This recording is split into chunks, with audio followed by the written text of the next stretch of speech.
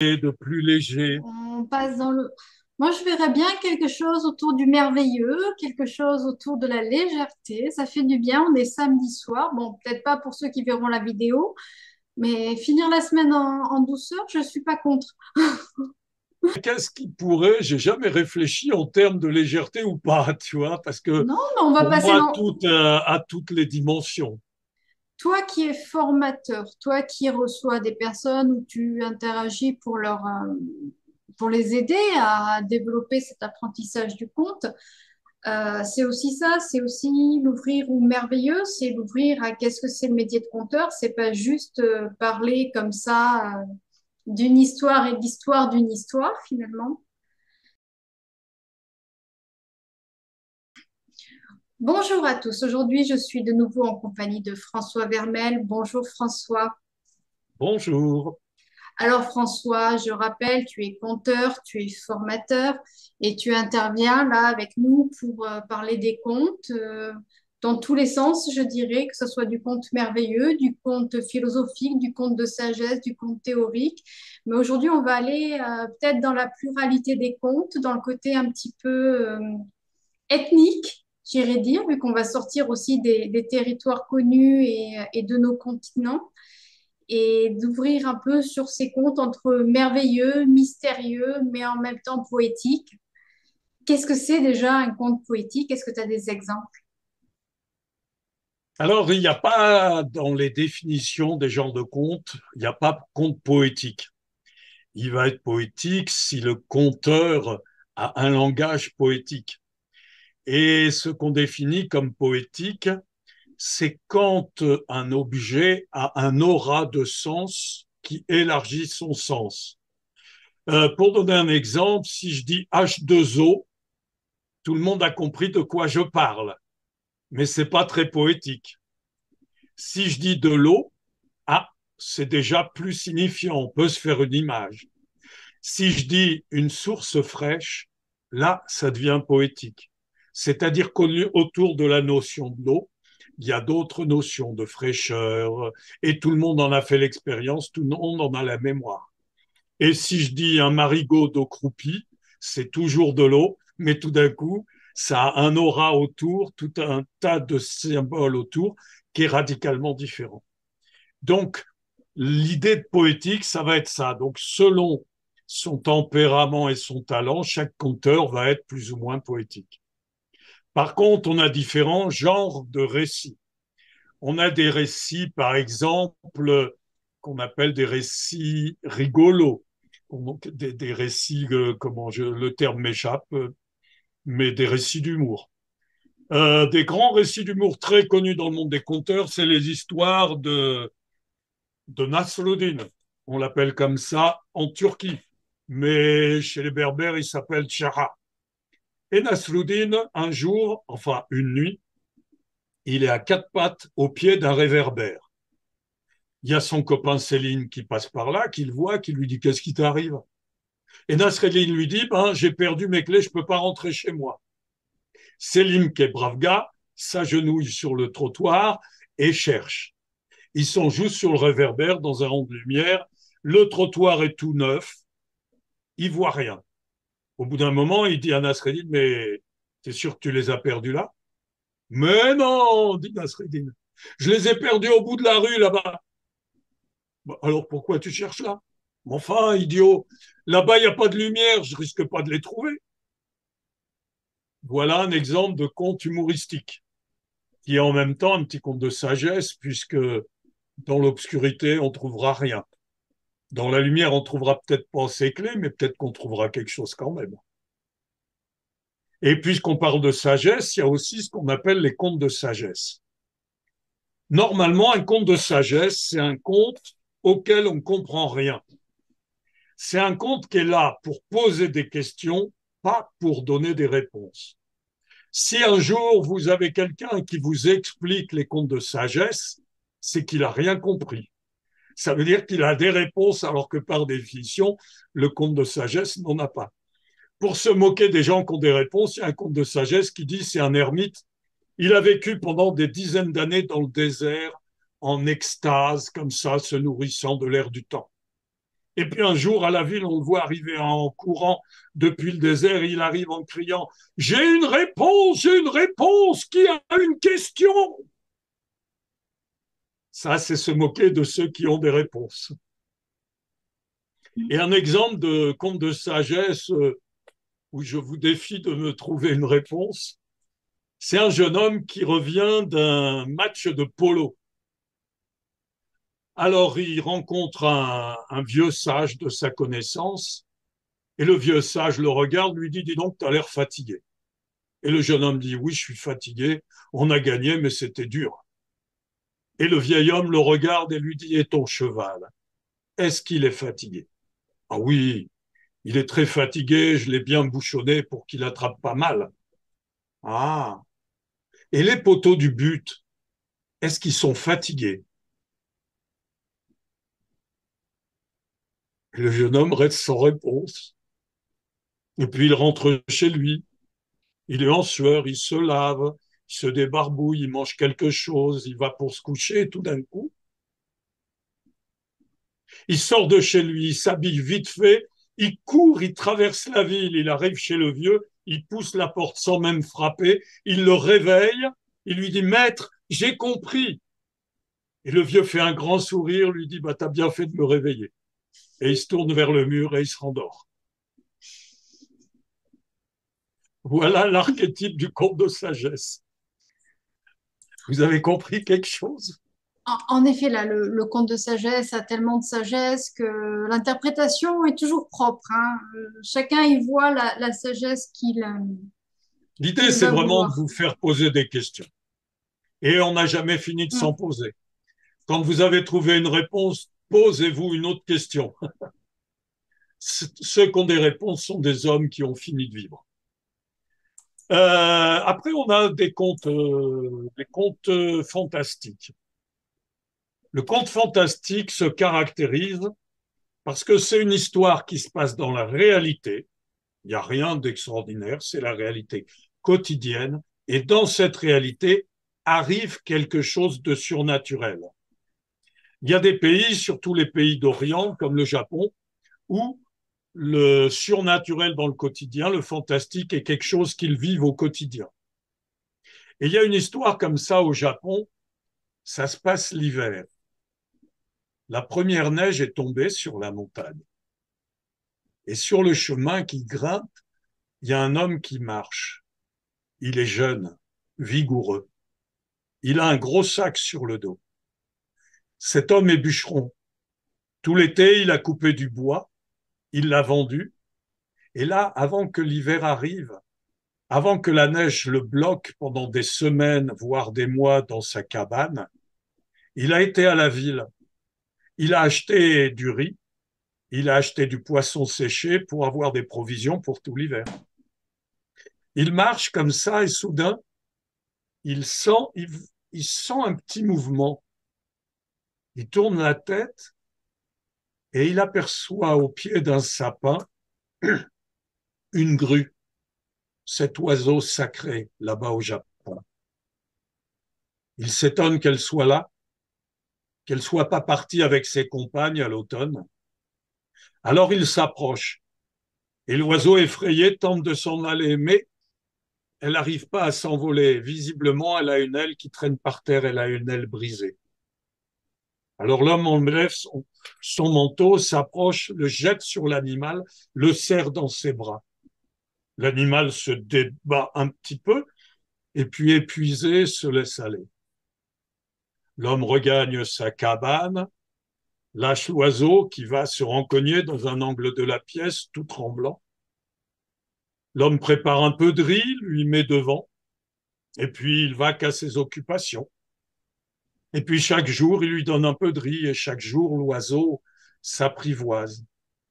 Quand ils sont devenus assez proches, l'homme prend son aile, la tâte, met une attelle avec 2 morceaux de bambou et un lien de cuir pour que les os puissent se ressouder. Et pendant des semaines, tous les deux vivent ensemble. Ils sont devenus amis. Elle est apprivoisée. Et il apprécie d'avoir cette compagnie dans sa solitude de montagne. À force de temps, l'oiseau s'agite. Il remue son aile. L'homme comprend que ça y est, elle est guérie. Alors ce matin-là, délicatement, il enlève les liens, enlève la telle et l'oiseau se met à agiter des ailes. Alors vite, il ouvre la porte avant qu'il mette le bazar dans la cabane. Et l'oiseau sort. Il fait quelques pas et il prend son envol. Il fait un grand tour dans le ciel et revient passer devant l'homme comme pour lui dire au revoir. Et cet homme voit la silhouette de la grue s'éloigner au loin vers les montagnes. Il rentre chez lui dans un état un peu mélangé, heureux d'avoir sauvé une vie et triste d'avoir perdu sa compagnie. Et puis il fait tout son train toute la journée, dégager la neige devant la maison, préparer le repas, nettoyer. Et quand la nuit commence à tomber, il entend frapper à la porte. Il est surpris, personne ne circule en plein hiver avec cette neige. Alors il ouvre la porte et aussitôt il se précipite. Il a devant lui une jeune femme bleue de froid, toute nue. Il la rentre, l'assoit près du feu, la frictionne avec du saké pour la réchauffer, lui donne de la soupe chaude. Et puis, il la prend dans ses bras, il va l'allonger dans son lit, la couvre bien.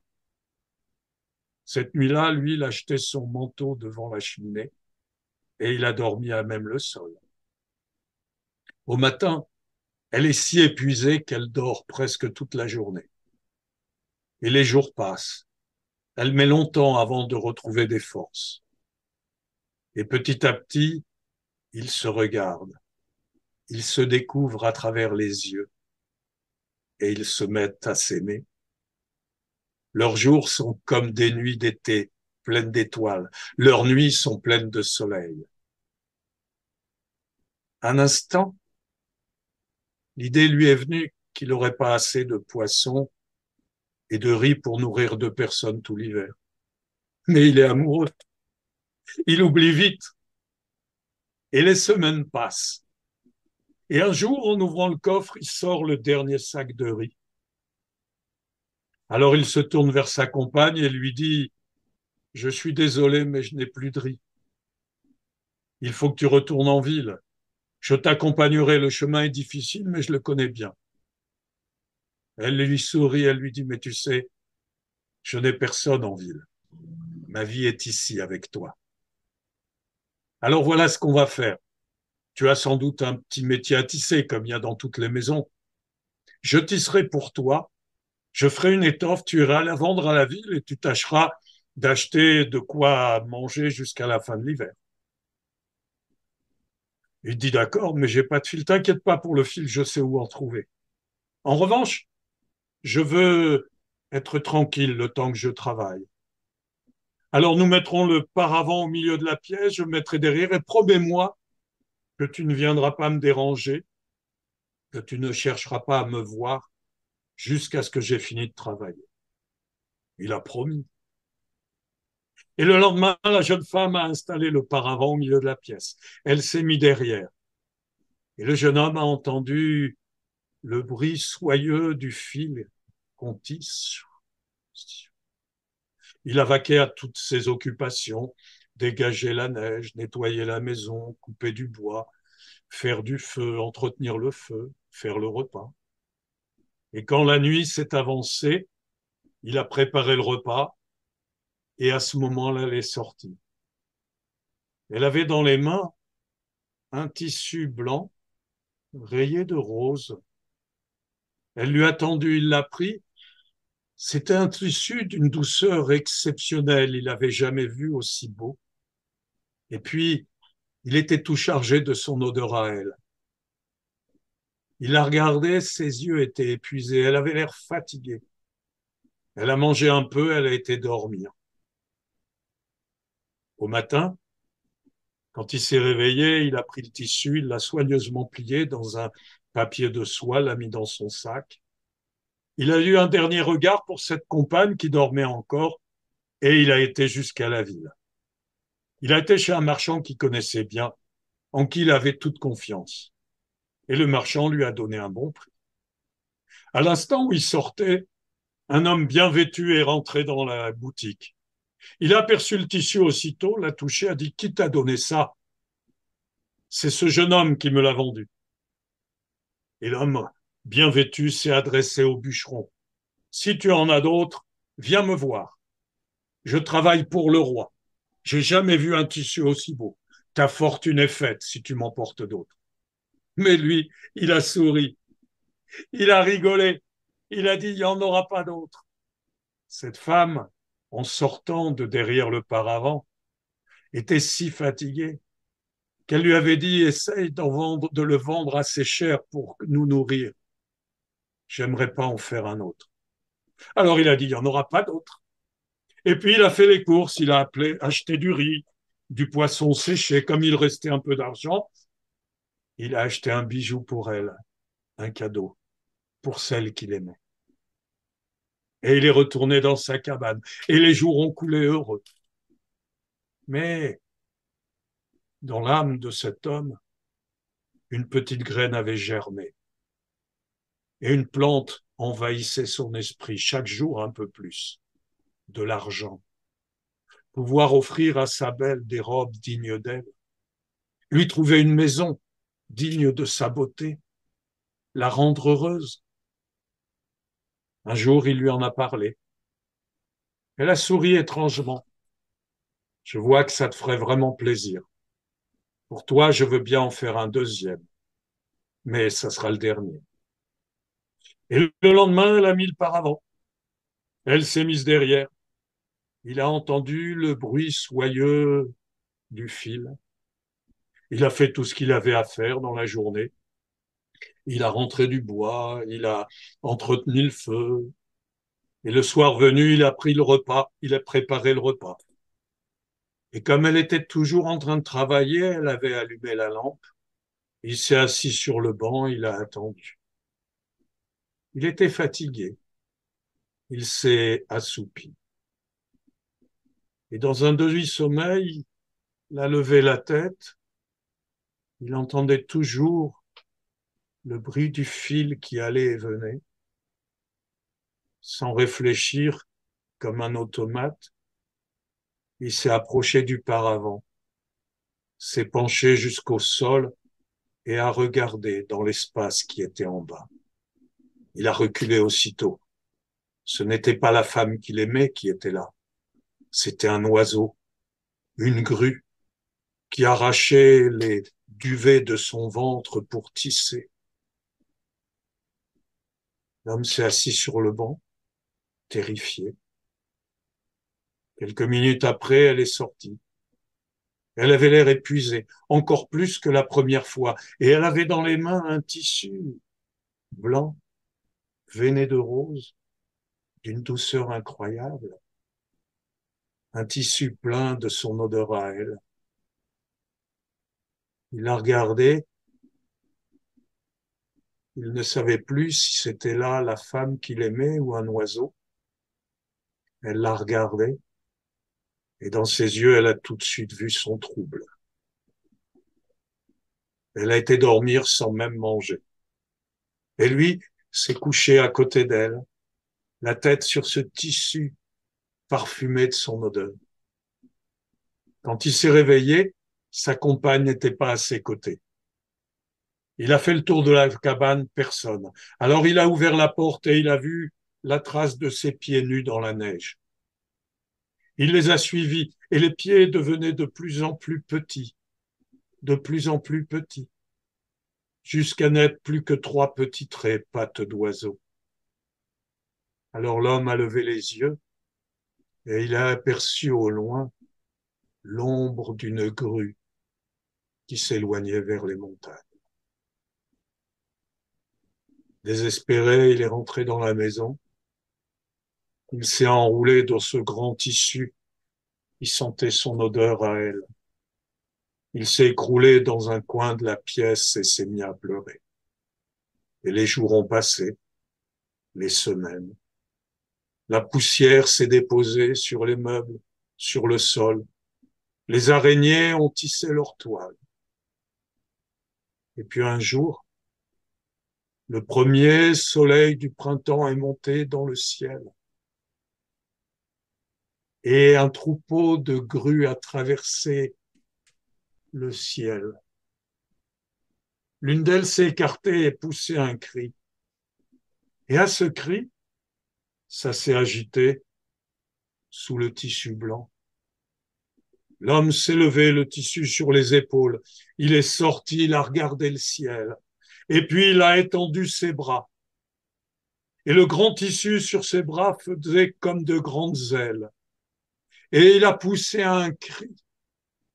Et soudain, ce n'était plus deux bras d'homme. C'était deux ailes vigoureuses. Et il s'est envolé. Et il a disparu dans la direction où les grues étaient parties.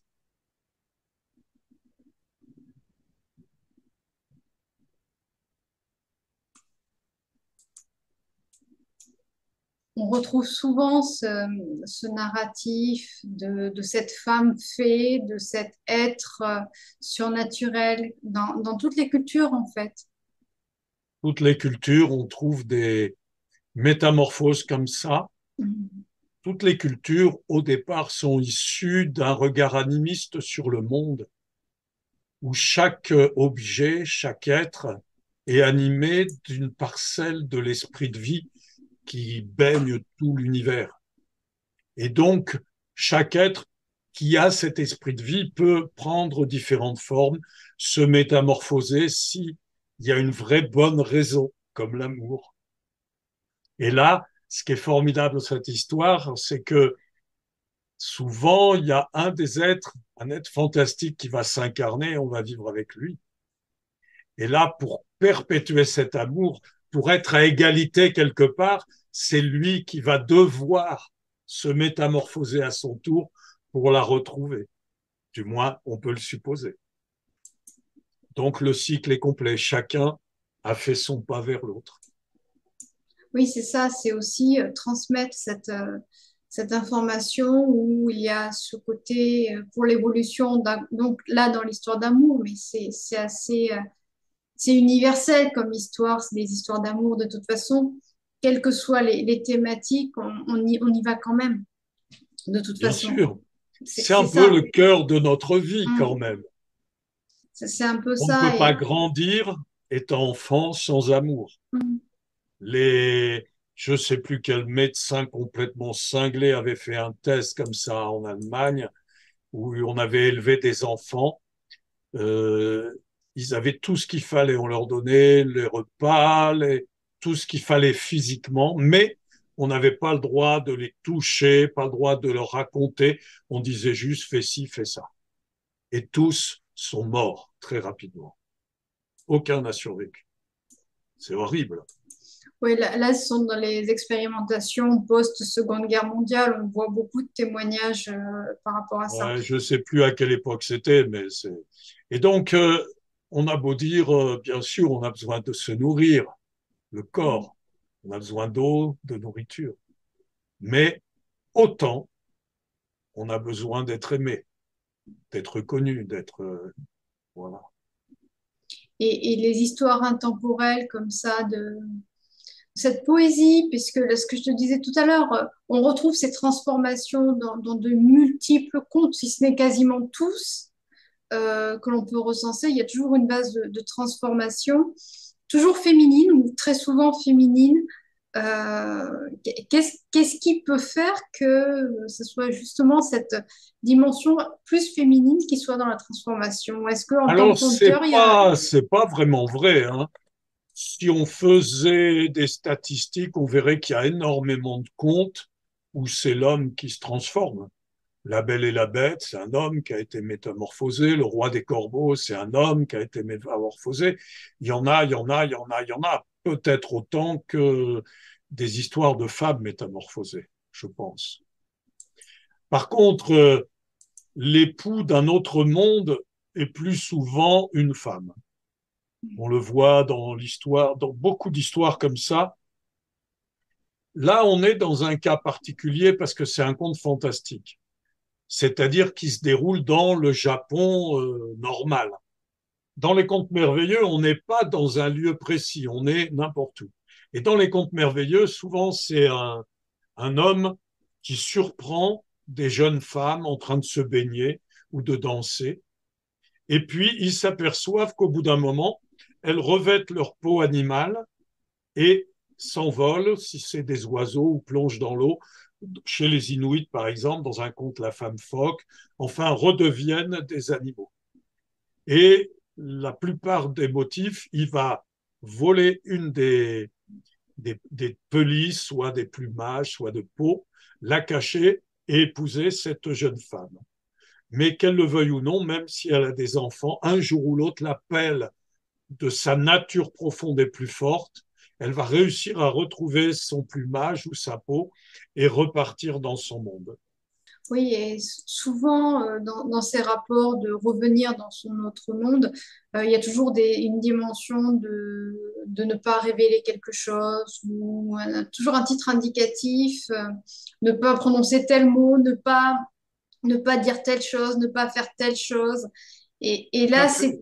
c'est toujours le non, le ne pas faire pour éviter que l'autre retourne dans son univers Et c'est éthéré. très très longtemps, il y a eu des tabous, des choses qu'on ne devait pas faire. C'était lié au respect de l'équilibre du monde. Et notre société qui a oublié ça, qui a cru avoir tous les droits, on voit où elle en est dans la destruction de la nature et de la planète. Donc c'était quand même la plupart du temps des choses sensées. Mais ce qui est remarquable, c'est que le héros qui arrivait à aller au-delà du tabou, mais à résister aux épreuves, devenait un initié, un chaman. Il y a une histoire extraordinaire chez les Inuits d'un type, il n'a pas de chance, etc. C'est tous les enfants que sa femme a meurent à la naissance. Et quand on est comme ça, il y a des tabous. On n'a pas le droit de coudre, on n'a pas le droit de chasser. Et lui, à un moment, on a marre et il dit, tu vas me réparer mon kayak et je vais. Et alors, quand il va pour chasser, voilà qu'un chien énorme sort de la mer, il le tue. Et puis un géant sort de la mer et il le terrasse. Alors le géant lui dit, puisque tu m'as terrassé, je suis l'homme de la lune, viens chez moi.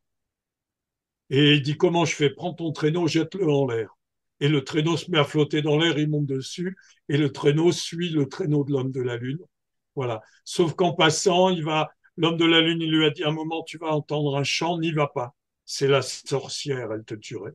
Et lui, il y va. Et l'homme de la Lune, au dernier moment, arrive à le sauver.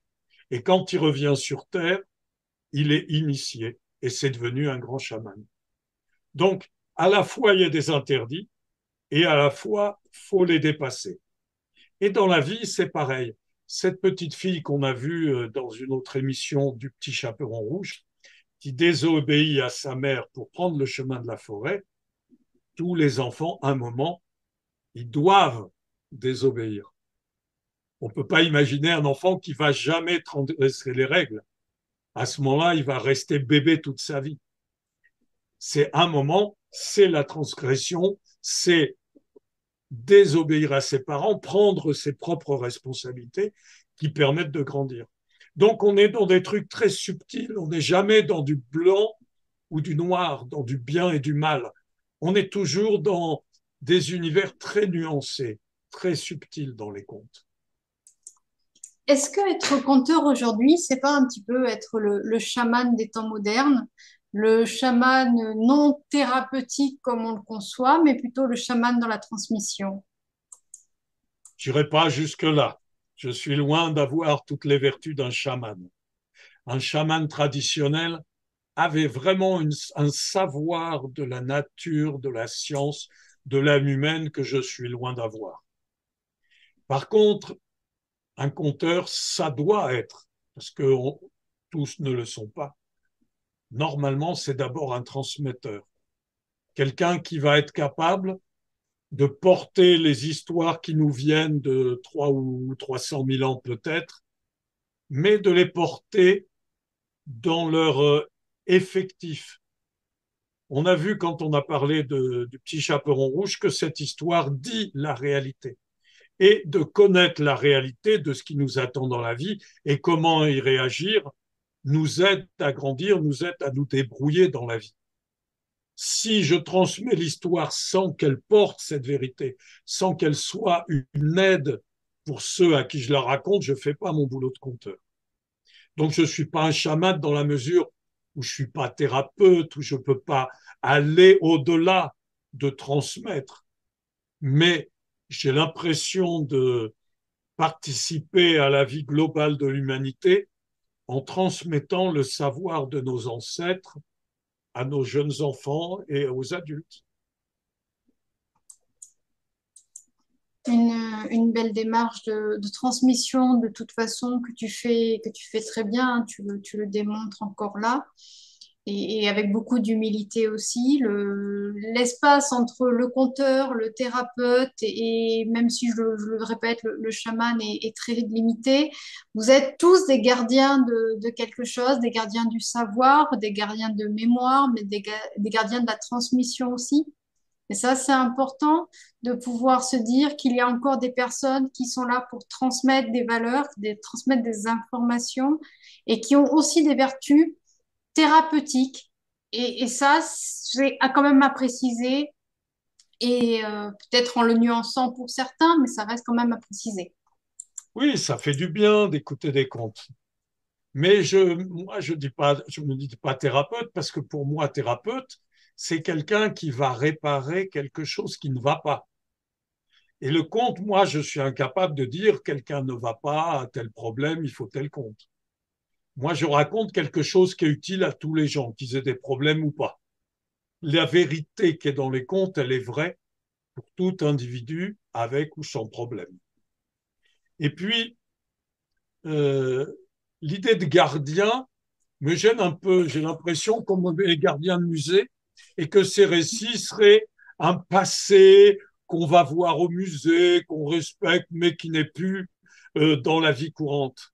Alors que, au contraire, le travail que je fais, je le sens comme quelque chose qui est la réalité d'aujourd'hui, qui est vraiment intégré dans le quotidien. Et c'est frappant de voir combien de fois j'ai croisé des gens qui me disent, bah, toi la première, hein, qui me dit, ouais, je vous ai écouté il y a 10 ans et waouh, qu'est-ce que ça m'a fait du bien. Donc, ça, c'est pas un musée. C'est bien la réalité que aujourd'hui, dans notre contemporanéité, les contes sont des puissants vecteurs pour aider les gens à être mieux dans la société, dans la vie, dans l'univers et dans eux-mêmes. Donc c'est ça le boulot. Et ça, c'est pas un boulot de gardien. C'est un boulot de, je sais pas comment, d'homme d'aujourd'hui qui agit dans l'actualité d'aujourd'hui. Une très belle mise à jour et mise à niveau. En tout cas, je te remercie encore, François, de cette intervention. Il y en aura d'autres, je l'espère, hein, d'autres échanges comme ça, d'autres comptes proposés, d'autres réflexions aussi, parce que c'est ça aussi, être conteur, c'est développer une capacité de discernement, d'observation et d'introspection et de l'arriver à la transmettre. C'est toujours ce que je t'ai déjà dit, c'est de cœur à cœur et d'âme à âme. Et ça reste, c'est la parenthèse magique du conteur qui arrive en étant suffisamment aligné avec lui-même, qui arrive à transmettre les mots et l'information, le côté informatif qu'il y a derrière, que chacun va prendre à sa mesure, là où il en est dans son existence. Je suis beaucoup plus d'accord avec ce que tu viens de dire que le fait d'être chaman ou gardien. On ouvre le champ des possibles, on ouvre le champ de l'observation et on est tous quelque chose et on est tous tout en même temps. C'est ça qui permet de jongler dans nos vies, dans ces incarnations-là, dans ce qu'on traverse là. En tout cas, merci infiniment, François, de cet aparté, de Merci à cette toi et parenthèse. bravo pour toutes ces émissions magnifiques. Merci à toi. Je te dis au revoir. Je vous dis à tous au revoir et à très vite. Au revoir. Au revoir.